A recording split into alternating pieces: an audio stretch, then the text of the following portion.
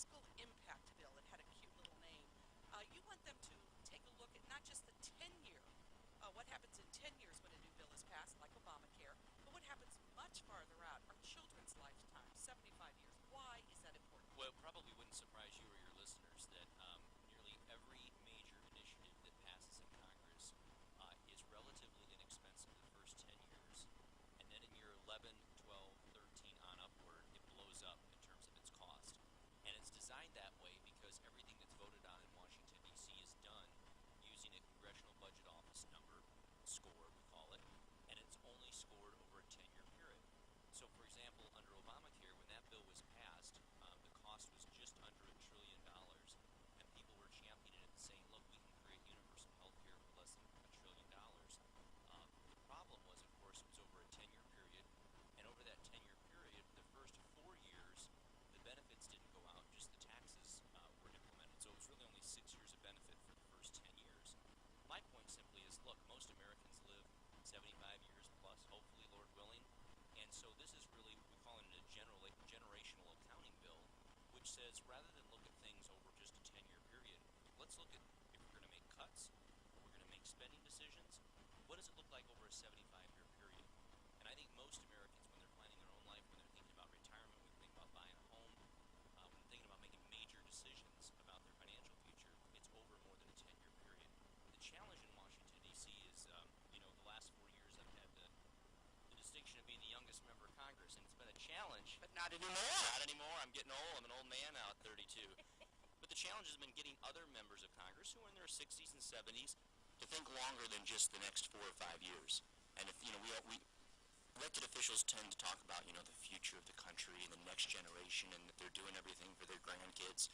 Reality is that Congresses have traditionally been very selfish, and they've really just taken care of themselves for the next election, the next 2 years, the next 3 years.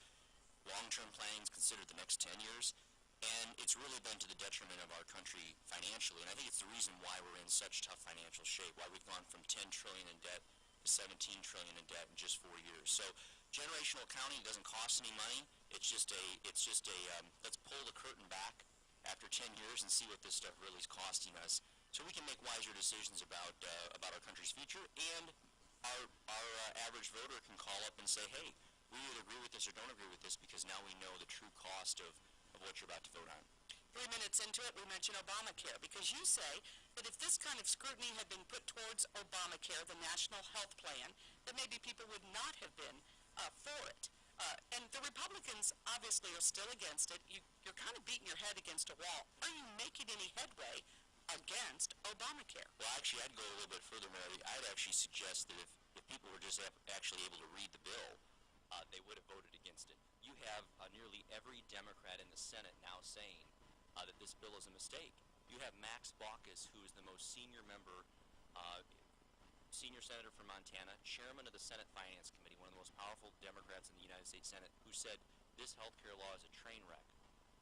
One after one after one, Democrat senators are coming forward and saying, look, we never thought this bill was going to become a law when we passed it out of the Senate. The joke was it was going to pass out of the Senate, go to the House and be refined, and then come back to the Senate for a final vote. And, of course, the unthinkable happened, which was Ted Kennedy passed away, and he was replaced by a Republican, and so that wasn't able to be, legislating wasn't allowed to happen. And as you know, Nancy Pelosi forced it through the House and notoriously said we have to pass the bill to find out what's in it. And so now the American people are finding out what's in it.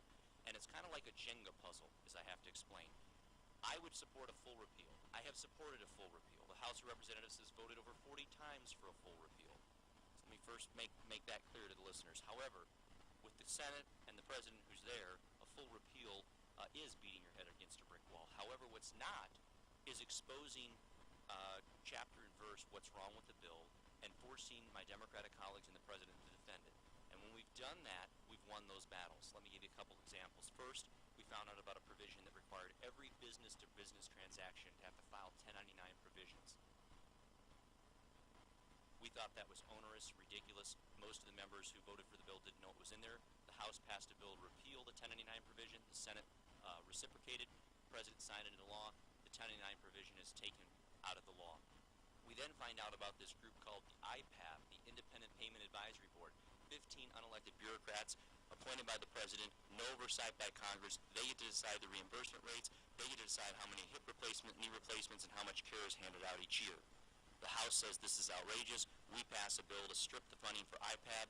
The Senate reciprocates. The president signs into law. IPAB is torn out. So each time a piece of the Jenga puzzle pulled out, and our hope obviously is eventually it will collapse because it's a bad bill overall. Now you have the president, not Congress, the president saying, hey guys, we're not ready for the employer mandate. Why? Because business after business, small and large, is saying, oh my gosh, this is going to cost us so much money, so difficult to comply with. We're going to pull all our hourly workers from 40 hours down to 29, so they're underneath the 30-hour threshold. Individuals all across my district are calling up saying, hey, we're down and out right now. The economy's down. Our household needs every dollar we can earn, and my employer is now saying I can't work more than 30 hours a week because of Obamacare. You've got to do something about this. Employers like Titan Wheel and others are being told, and Dot Foods are being told, your health insurance is not adequate. We don't care if your employers like it. We don't care if you're spending a lot of money on it. It's not adequate. And so those employers are saying, okay, maybe we'll pay the $2,000 per employee penalty and get out of the health insurance industry and just, let everybody fend for themselves going to the federal exchange.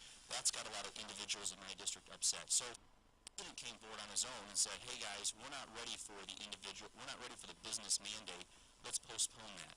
And so now the House has said, if you're going to postpone it for businesses, maybe we should postpone it for individuals as well. And I think that's a fight we're going to ultimately win, and it'll be another piece of the Jenga puzzle pulled out as these mandates get stalled. You're not going to get it fully extracted, I don't believe, until the next election. And I tell my constituents, those who want to see Obamacare fully repealed, we got to go out and win seven Senate votes, so the House passes repeal, and we can get the Senate to pass repeal as well. But it's so interesting, just to play devil's advocate with you, there are people who've benefited greatly from this. People who graduate from college don't have full employment and are still on their parents' health care model. I mean, if they get sick, Blessing Hospital pretty much has to take care of them as a charity case. So Not everybody is against Obamacare. What do you say to Blessing Health System, to companies that aren't owned by two of the major Republicans in our area, a man who ran for president and a woman who's our state representative? What do you say to them about the good points of Obamacare? Is there anything in national health insurance and getting more people covered that Aaron Schock can go for? I would say this, you don't have to blow up the entire healthcare system as we know it. We don't have to jeopardize every person who has employer-provided health insurance in America who likes it. You don't have to jeopardize what they've got in order to cover young people and people with pre-existing conditions. I am on a bill right now to set up a high-risk pool health insurance plan so that people with pre-existing conditions can get coverage. We can do this very simply, and Mary, we do it in almost every other insurance industry that has high risk. Let me give you a quick example. Flood insurance, something your area knows about. Property along the river would not be able to get flood insurance today that has been flooded before without federal backstop guarantee. Coming into an area like this and telling insurance companies, we will limit your liability so you will provide health insurance, or so you will provide flood insurance. We do it in hurricane zones, we do it in a tornado alley and the like. We can do that for people with pre-existing conditions so that they can get federal health, they can get a federally backed up health insurance program so they can buy health insurance. But here's the fact, there's 30 million people without health insurance. It's a lot of people, but there's 300 million people in America. So it's 10% of the population. We shouldn't jeopardize the 90% of people who have health insurance, that like their health insurance, that want to keep their health insurance. We shouldn't blow up that 90% of the healthcare market to try and cover the 10% that we're trying to help out. And by the way, people that are my age and younger are pretty cheap to cover. And it's usually not an issue of whether young people can afford it. I was 26 years old when I ran for Congress. I had my own Blue Cross Blue Shield plan before I ran. Paid it out of pocket. It was $80 a month. Now, did I want to spend $80 a month? Probably not. But most kids that are 26 years old have a cell phone, and their cell phone bill is probably 50 or 60 bucks a month. So the reality is young people are cheap to insure, and that's really not a huge issue in Obamacare. I would argue most 26-year-olds right now that are living with mom and dad would rather have a job than they would have to rely on mom and dad for health insurance. I know when I went to college, I did so to get a better way of life and to get a job, not so that I could stay at home and stay on my mom and dad's health insurance. Aaron Schock, my guest today, U.S. Congressman. You'll be at the Adams County Farm Bureau picnic tonight, briefly making remarks. The Farm Bill. Best meal in Quincy. Farm Bureau picnic. The Farm Bill. Let's talk about it. It's Yep. so tied to food stamps. Yep. your counterpart, used to be our counterpart across the river, Blaine Luetkemeyer, said, how can 1 out of every 7 people in America be on food stamps? So I ask you the question, how can that be, and why do you want to cut those people? Well, a couple of reasons. Number one, I don't believe 1 out of 7 Americans, or 1 out of 6 actually, in many cases, 1 out of 6 Americans should be on food stamps because I don't believe they meet the income and asset verification. So let me be clear: there are hungry people, there are poor people, there are people who need food, and I think our country, our government has a responsibility to provide for those people who are down and out, who are unemployed, who are hungry, who have children to feed, and we've always had that responsibility. We've stepped up to it in the past. But let me give you a stark contrast. When President Clinton left office, Republicans controlled the Congress, Democrats controlled the White House. They did welfare to work reform. 1 out of 16 Americans was on food stamps then. Today it's closer to 1 out of 6. So I ask you, why is that? Well, part of it is because we're in a recession, we're in a down economy, but part of it also is a purposeful strategy by the administration to get as many people on food stamps as possible. Let me give you an example. The president unilaterally signed an executive order that said anybody in any state who qualifies for any state assistance program is automatically enrolled in the federal food stamp program. So, for example, in Illinois, if you get $1 of LIHEAP, which is the low income home energy assistance program, you get $1, Mary, you are automatically sent a link card. We don't ask you if you want it. We don't ask you if you need help paying for your food. We don't ask you what your income is. We don't ask you what your assets are. If you qualify for $1 of LIHEAP, you're automatically enrolled in the food stamp program. You receive a link card until you call and cancel it, or you're thrown out of LIHEAP. That doesn't make sense. And here's the thing: there's no free money. There's no free money. So the more people that are on the food stamp program that shouldn't be, it takes money away from people who need it, and it forces us to borrow more money that has to be paid back with interest by future generations. So the responsible thing to do is simply to say, look, if you want food stamps and you need food stamps, by God, we're going to get you food stamps, but we're going to make sure you need them. We're going to make sure you meet the income and asset verification. And doing that simply will save us about $20 billion over a 10-year period. So that's what our farm bill and I think our food stamp portion of the bill will do when we pass it. The challenge for our farm bill, Mary, real quick for your listeners, they wonder, gee, why is it taking so long? We have too open of a process in Washington, D.C. I voted on over 100 amendments. Every Democrat who wanted an amendment, every Republican who wanted an amendment, they got in. We had all these cooks in the kitchen, and when the cooks got done in the kitchen, nobody wanted to eat the sausage that was made. And so, it used to be a lot easier back when Nancy Pelosi ran the place. She didn't allow any amendments. My way or the highway, up or down, it was a real simple debate. And now you have too many people, so some amendments got put in that some of the far right didn't like. Some amendments got put in that some of the Democrats who traditionally vote for the farm bill didn't like, and we ended up falling 20 votes short of passing the old-style farm bill, which had food stamps and ag policy, and now we're splitting them. The farm Will bill, the Senate go along with that, though? You know what? I don't know. Well, Can't then control what are the you going to Senate. say to these people tonight, though, who are farmers, Yep. who say, how you talk about your 75-year outward-thinking plan Yep. to see what the impact is? These folks don't know what they should plant next year. Yeah, well, they know what they should plant. The issue is, of course, the crop insurance that's so important to them to be able to shield against their risk. Here's what I think is going to happen. The House has passed its ag policy portion of the farm bill, and now we're going to pass our food and nutrition food stamp portion of the farm bill.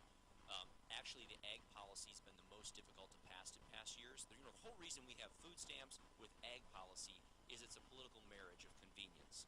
You get the inner city and suburban folks to vote for food stamps. You get the rural people to vote for ag. The only reason those two are together is for political convenience. And the reason they've been pulled apart is because of political convenience, because there weren't 218 people in the House who'd vote for both together. So we got 218 for ag. There's only 40 members of Congress with ag-dominant districts. So there's a lot more people who live in urban and suburban districts who want a food stamp program actually than ag. So I actually think the food stamp program will pass. It's just a question of how many reforms we're going to be able to get. But will that be bad for farmers? Because they won't be thrown in.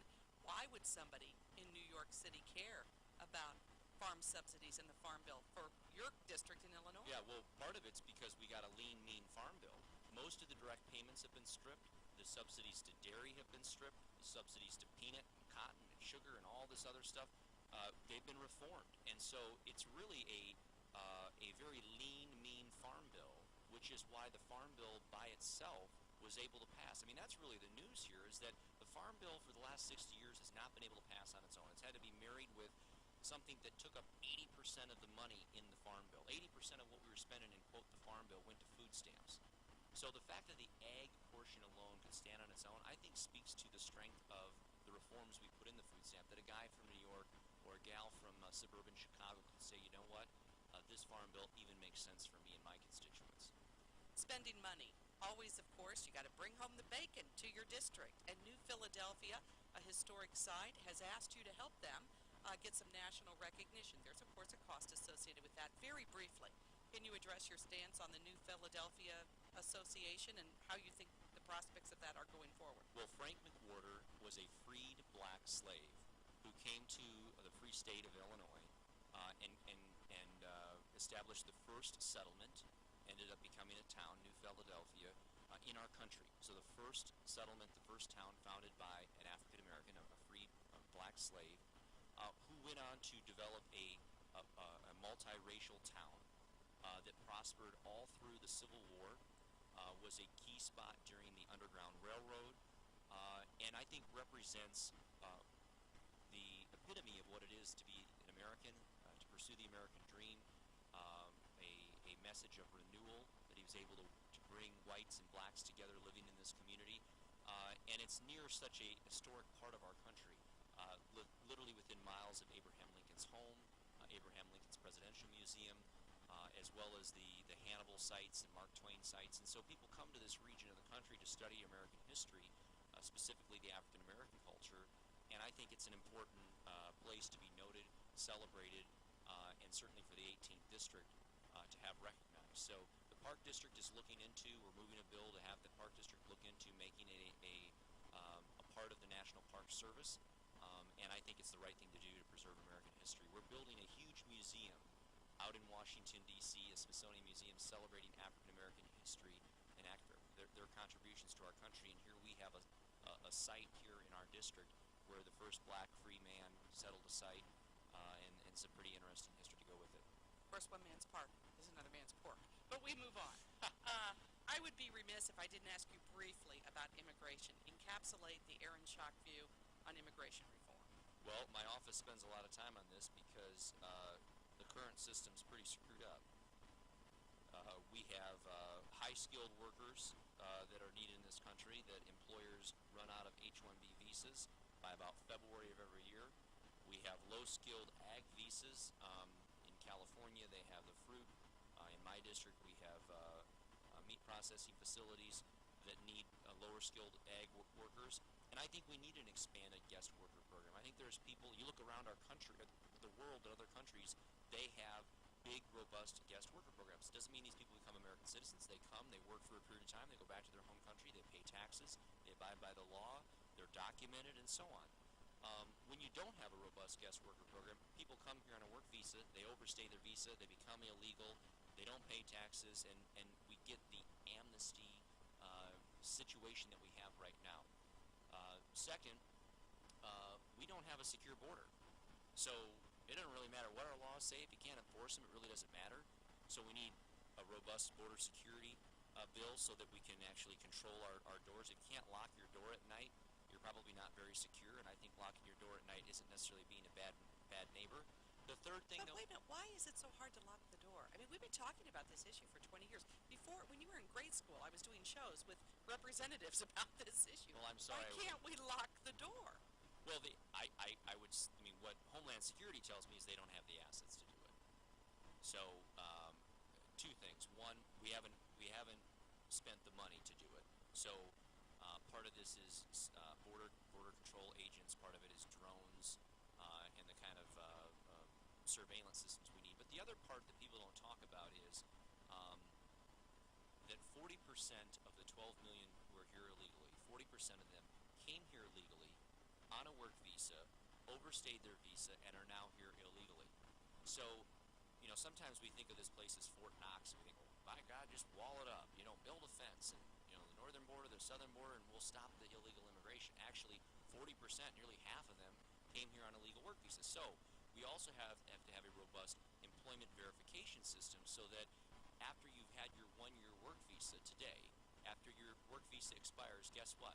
We don't check up on you. We don't know whether you ever left the country. We don't know whether your employer actually let you go or applied for a new work visa. After your work visa expires today, we don't do anything about it. So part of it is having a verification system so that, number one, the employer can check to make sure you're legal, and we can hold that employer accountable and fine them if they maintain illegal on their payroll. But second, verification so that when your work visa expires, we make sure you're on a plane or a boat or back in the car or however you got here, headed back to your own country, because otherwise having a timed out visa for a set period of time really doesn't matter if you can stay here indefinitely. So the point is that the House of Representatives needs to do a step-by-step approach. That's what we're looking at doing. The Senate obviously has done a very big, comprehensive bill. I think your listeners will forgive me for not wanting to do a big, huge bill, given what we're dealing with Obamacare and still finding out what's in it.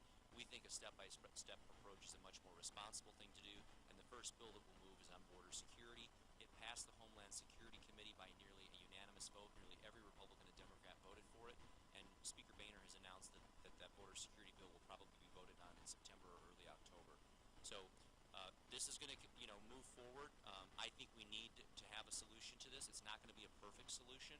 Some people have said to me, gee, Aaron, just stop everything. We're afraid that we're setting a bad precedent. The reality is having 12 million people here illegally, having a border that's not secure, having employment verification that doesn't work, having visas time out after 2 months, and our employers not being able to get the work they need, it's forcing them to invest and put facilities elsewhere in the world. So for so many reasons, economically, socially, we need to fix our immigration system, and I want to be a part of making that happen.